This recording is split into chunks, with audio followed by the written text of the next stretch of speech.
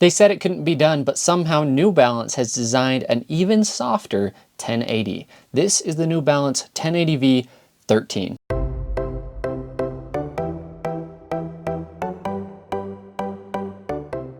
What's up everybody, I'm Eric McIntyre, aka RadDadBod TV, and welcome to another shoe review. Today we are talking the New Balance 1080V 13, or should I say the New Balance Fresh Foam X 1080V 13. Honestly, some of these names are getting a little bit out of hand, but that's what happens, I guess, when you constantly make different iterations of your foams and whatnot. Now, as a reminder, for my review process, this is a daily trainer, so I did put around 50 miles on these shoes, and usage was primarily easy runs, maybe some long runs.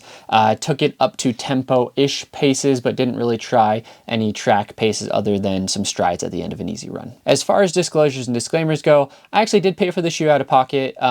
I do have a friend who has family that works for New Balance, so I got a slight discount, but neither New Balance nor anyone else will see this video or influence any of the opinions beforehand. All the opinions are entirely my own. So let's dive into the specs. The New Balance 1080V 13 comes in at 9.3 ounces in a men's size 9, which is a little bit lighter than I would have expected given that stack. Speaking of stack, that's a 37 millimeter in the heel and a 31 in the forefoot for a 6 millimeter heel to toe drop, which if you know me, that's about my sweet spot. Now the midsole is made of Fresh Foam X, which is actually EVA, so it's the same material that brands like Hoka put in their shoes, but they have gone through a specific process to make this a lot squishier. And we'll talk about this more in the comparison section, but this is like, I would not have guessed that this was EVA if you quizzed me and I didn't know it beforehand. The outsole is a lightweight rubber, not sure the exact compound, but that's just kind of what it's listed as. And then with the upper, we have a knit mesh with, I would say, like medium overall cushioning and a gusseted tongue with same thing about medium overall cushioning. And then it does have these no-sew kind of, they say like no-sew overlays or different types of overlays, which are a little bit plasticky with kind of maybe a suede or something over them, and it does seem like they are strategically placed for support. From a fit standpoint, these do fit true to size lengthwise, though they have a roomy toe box, and I found that they fit kind of wide-ish overall. So I would go with your normal size, and even if you have narrow feet, I wouldn't really size down, I don't think, because I'll talk about this again in the good, but lockdown is pretty great in these. So moving on to the good, let's talk about it. First and foremost, talking about that lockdown and fit, there is some really nice cushioning here in the heel, even with this little tab here that you can kind of push down. But what it does is it keeps your heel locked in place really, really well. And then that paired with, I do believe that these no-sew overlays kind of help kind of keep that lace in place. They lock down on the heel really, really well, so you don't need to do the runner's knot unless you absolutely want to. The cushion in the upper is really, really nice. This shoe feels like more like a max cushion shoe, and based off of the 37 millimeter heel, I'm trying to remember if that technically is max cushion, but the reason why I'm being kind of thrown here is because this is not New Balance's max cushion option. They actually have the Be More, which is even more stack, even more cushion than the 1080V. That being said, the plush cushion elements in the shoe are really, really nice. At no point did I feel like my foot was getting any rubbing or irritation. It's very, very comfortable. Speaking of comfort, that foam underfoot, the Fresh Foam X, is probably the squishiest foam that I have ever had underfoot. I will talk about this actually a little bit more in the bad, but what I will say is, from a comfort standpoint, it is pretty next level. It is pretty freaking comfortable. Just again, shocking that that's an EVA, but I guess they put it through some kind of, I don't know if they went through like a super critical process, but they did something to it to make it soft and cushiony underfoot. The outsole on the shoe is also really nice. It's a lightweight rubber, and so it really kind of doesn't add too much extra weight to the shoe. I do believe most of the weight is in that midsole right there, but the outsole did great in snowy, slippery, icy conditions. It does great on a treadmill, does great wherever you're really running, so I never had any concerns with this underfoot. Overall, I think I can sum up this shoe, or at least the good of the shoe, in 2 words, which are comfortable and fun. All right, now let's move on to the bad. So like I said, the overall comfort of that foam is really, really nice, but I don't know that when I'm running, I necessarily want that level of squish. If you've ever been to like a physical therapist or stood on one of those like foam pads to use that are kind of like shifty to help you strengthen your ankle, in a lot of ways, that's kind of what it feels like running in this foam. Although the shoe itself is stable, it's kind of unstable when you're on the go just because your foot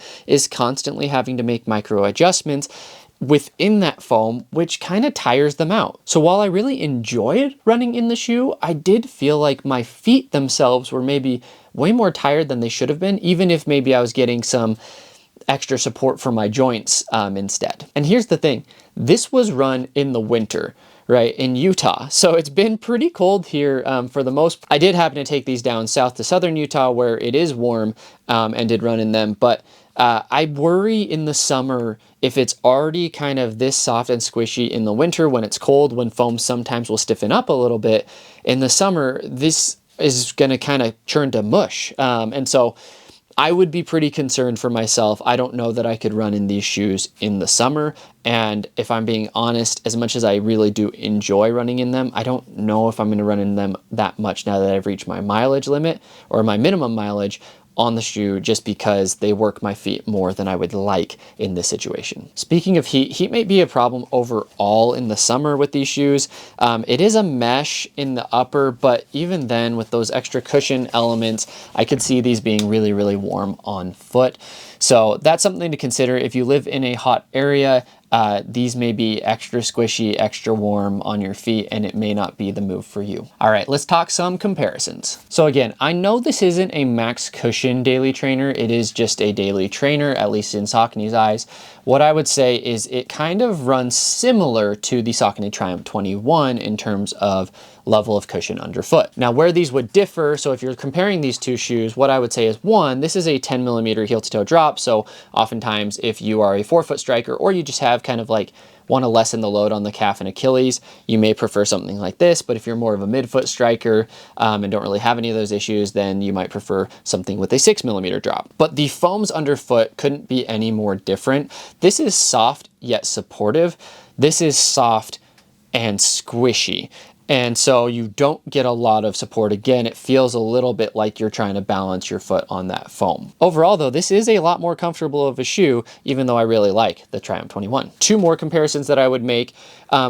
So far, I've only done 2 runs in the Asics Gel Nimbus 26, but the foam underfoot is very, very similar. So from my understanding, the 26 and the 25 are very similar as well. So if you like the Asics Gel Nimbus 25, then the New Balance 1080V 13 may be a similar shoe, especially if you're looking for something with a little bit lower drop, because I do believe that the Asics is an 8 millimeter drop and this is a 6 millimeter drop. Comparing it to another kind of not max cushion, but max cushion shoe, the Hoka Clifton 9, which I don't have in my hand right now, but the Hoka Clifton 9's foam is going to feel a lot firmer, but the overall feel of those shoes are going to be very, very similar. They're both in that 6 millimeter drop range. They both fit a little bit wider.